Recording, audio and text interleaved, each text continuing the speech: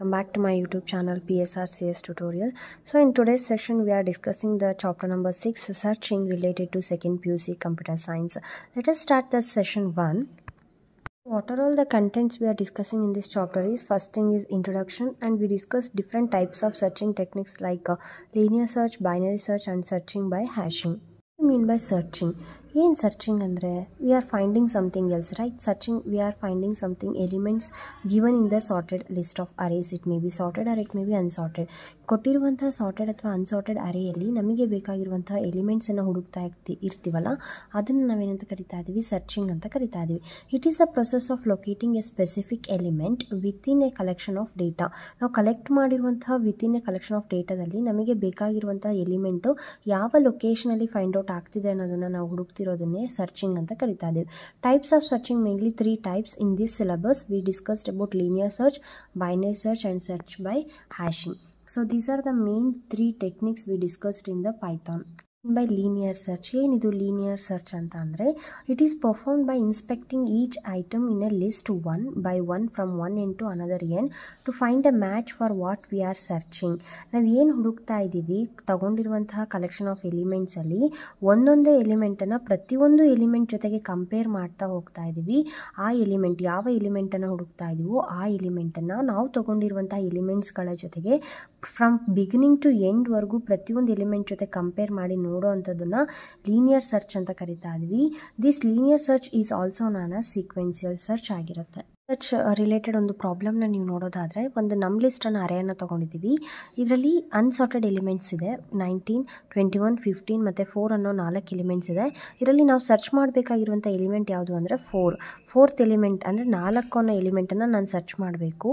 ಆ 4 ಅನ್ನೋ ಎಲಿಮೆಂಟ್ ಯಾವ ಪೊಸಿಷನಲ್ಲಿ ಲೊಕೇಟ್ ಆಗಿದೆ ಅಂತ ಸರ್ಚ್ ಮಾಡಲಿಕ್ಕೆ ನಾವು ಲೀನಿಯರ್ ಸರ್ಚ್ ಟೆಕ್ನಿಕನ್ನು ಬಳಸ್ತಾ ಇದ್ದೀವಿ. ಸೊ ಈ ನೀವು ಬಾಕ್ಸಲ್ಲಿ ನೋಡೋದಾದರೆ, so starting from index 0th ಇಂಡೆಕ್ಸಿಂದ ನಾವು ಸರ್ಚಿಂಗನ್ನು ಸ್ಟಾರ್ಟ್ ಮಾಡ್ತೀವಿ.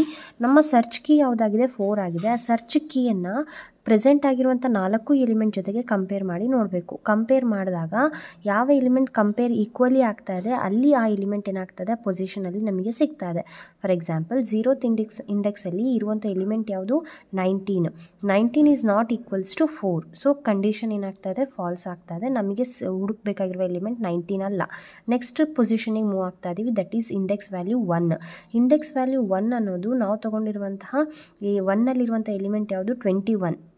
ಇಂಡೆಕ್ಸ್ ವ್ಯಾಲ್ಯೂ ಫಸ್ಟ್ ಪೊಸಿಷನಲ್ಲಿ ಇರುವಂಥ ವ್ಯಾಲ್ಯೂ 21 ಆಗಿದೆ. 21 which is not equals to search value 4.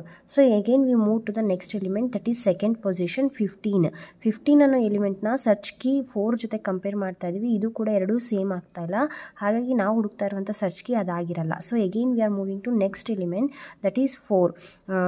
Third position, the value of the third position is 4. 4 element is compared to search element 4.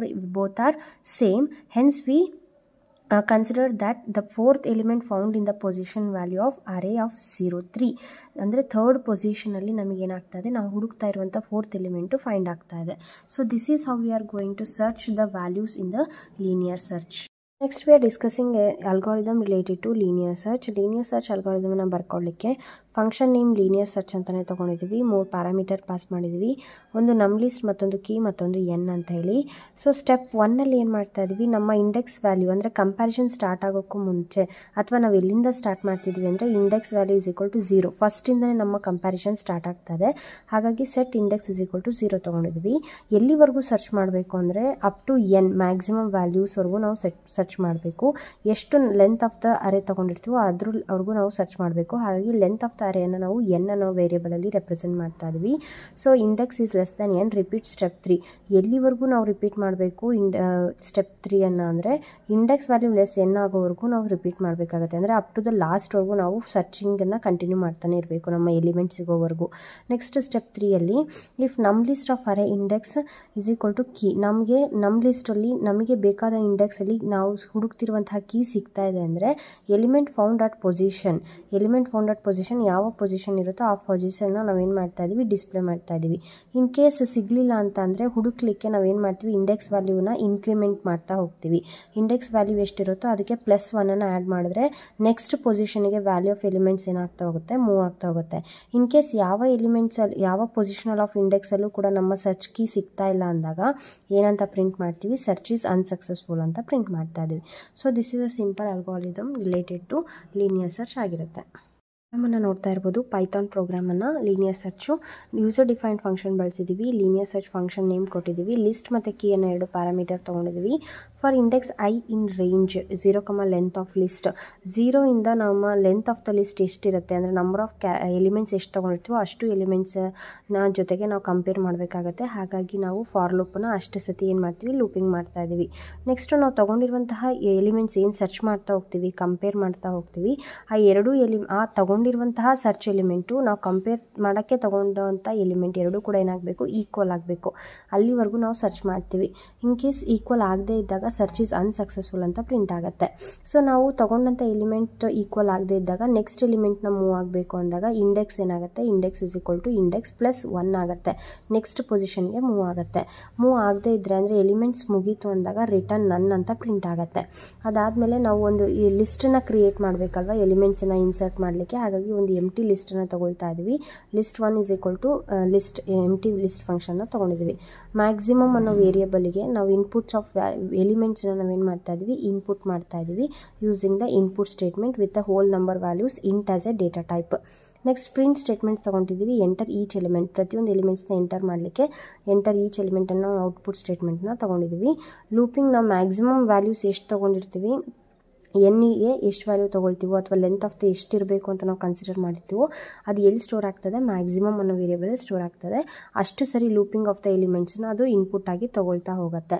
ಪ್ರತಿ ವ್ಯಾಲ್ಯೂಸ್ನ input ಮಾಡುವಾಗ ನಾವು ಯಾವ ಫಂಕ್ಷನ್ನ ಬಳಸ್ತಿದ್ದೀವಿ ಅಂದರೆ ಅಪೆಂಡ್ ಫಂಕ್ಷನನ್ನು ಬಳಸ್ತಾ ಇದ್ದೀವಿ.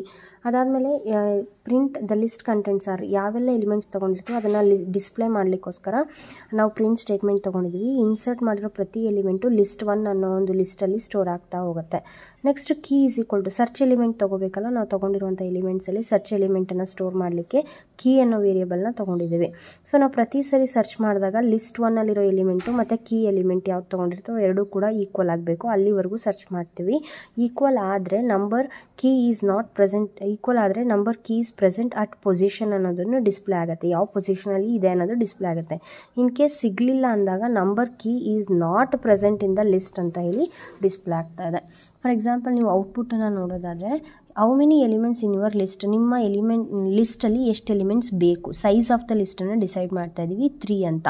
ಎಂಟರ್ ಈಚ್ ಎಲಿಮೆಂಟ್, ಎಷ್ಟು ಎಲಿಮೆಂಟ್ನ ಎಂಟರ್ ಮಾಡಬೇಕು, ನಾವು ಸೈಜ್ 3 ಅಂತ ಡಿಸೈಡ್ ಮಾಡಿದ್ವಿ. ಹಾಗಾಗಿ 3 ಎಲಿಮೆಂಟ್ಸ್ನ ಇನ್ಸರ್ಟ್ ಮಾಡ್ತಿದ್ವಿ, ದಟ್ ಈಸ್ 8, 5 ಮತ್ತು 7. Next the list contents are, ಯಾವ್ಯಾವ ಇದೆ ಅಂತೇಳಿ ಡಿಸ್ಪ್ಲೇ ಮಾಡ್ತಾ ಇದ್ವಿ. ಲಿಸ್ಟ್ ಆಗಿರೋದ್ರಿಂದ ಸ್ಕ್ವೇರ್ ಬ್ರ್ಯಾಕೆಟಲ್ಲಿ ಡಿಸ್ಪ್ಲೇ ಆಗ್ತಿದೆ 8, 5 ಮತ್ತು 7. ನಿಮ್ಮ ಸರ್ಚ್ ಕೀ ಯಾವುದು 5 ಅಂತ ಕೊಟ್ಟಿದ್ವಿ. Number 5 is present at position 2 ಅಂತ ತೋರಿಸ್ತಾ ಇದೆ. ಅಂದರೆ ಇಲ್ಲಿ ನಾವು ತೊಗೊಂಡಿರುವಂಥ ಔಟ್ಪುಟ್ಟಲ್ಲಿ 8 ಅನ್ನೋದಕ್ಕೆ ಫಸ್ಟ್ ಪೊಸಿಷನ್ ತೋರಿಸ್ತಾ ಇದೆ, 5 ಅನ್ನೋದಕ್ಕೆ ಸೆಕೆಂಡ್ ಪೊಸಿಷನ್ ತೋರಿಸ್ತಾ ಇದೆ. ಹಾಗಾಗಿ the number 5 is present in position 2 ಅಂತ ಹೇಳಿ ಡಿಸ್ಪ್ಲೇ ಆಗ್ತಿದೆ. ಸೊ ಈ ರೀತಿಯಾಗಿ ಸಾರ್ಟೆಡ್ ಆಗಿರ್ಬೋದು ಅಥವಾ ಅನ್ಸಾರ್ಟೆಡ್ ಆಗಿರ್ಬೋದು, ಎರಡಕ್ಕೂ ಕೂಡ ಈ ಲೀನಿಯರ್ ಸರ್ಚ್ ಏನಾಗುತ್ತೆ, ವರ್ಕ್ ಆಗುತ್ತೆ. ಈ ರೀತಿಯಾಗಿ ನಾವು ಲೀನಿಯರ್ ಸರ್ಚ್ ಅಲ್ಗಾರಿದಮನ್ನು ಬರ್ಕೊಂಡಿದ್ದೀವಿ. ಆಗಿತ್ತು ಚಾಪ್ಟರ್ ನಂಬರ್ 6 ಸರ್ಚಿಂಗ್ನ ಲೀನಿಯರ್ ಸರ್ಚ್ ಟೆಕ್ನಿಕ್ ಬಗ್ಗೆ ಡಿಸ್ಕಸ್ ಮಾಡಿದ್ವಿ. ಇನ್ನು ನೆಕ್ಸ್ಟ್ ಬರುವಂಥ ಸೆಷನ್ 2ಅಲ್ಲಿ ನಾವು ಬೈನರಿ ಸರ್ಚ್ ಟೆಕ್ನಿಕ್ ಬಗ್ಗೆ ಡಿಸ್ಕಸ್ ಮಾಡ್ತೀವಿ. ಐ ಹೋಪ್ ನಿಮ್ಮೆಲ್ಲರಿಗೂ ಯೂಸ್ಫುಲ್ ಆಗಿದೆ, ಹೆಲ್ಪ್ಫುಲ್ ಆಗಿದೆ ಮತ್ತು ಇಷ್ಟ ಆಗಿದೆ ಅಂತ ಭಾವಿಸ್ತಾ, ಸೊ ದಯವಿಟ್ಟು ಸಬ್ಸ್ಕ್ರೈಬ್ ಮಾಡಿರೋರು ಲೈಕ್ ಮಾಡಿ, ಕಮೆಂಟ್ ಮಾಡಿ, ಶೇರ್ ಮಾಡಿ. ಇನ್ನು ಯಾರೆಲ್ಲ ಸಬ್ಸ್ಕ್ರೈಬ್ ಆಗಿಲ್ಲ ನಮ್ಮ ಚಾನಲ್ಗೆ ದಯವಿಟ್ಟು ಸಬ್ಸ್ಕ್ರೈಬ್ ಮಾಡಿ, ವೀಡಿಯೋಸನ್ನು ನೋಡಿ ಸಪೋರ್ಟ್ ಮಾಡಿ ಅಂತ ಕೇಳ್ತಾ ಥ್ಯಾಂಕ್ಸ್ ಫಾರ್ ವಾಚಿಂಗ್.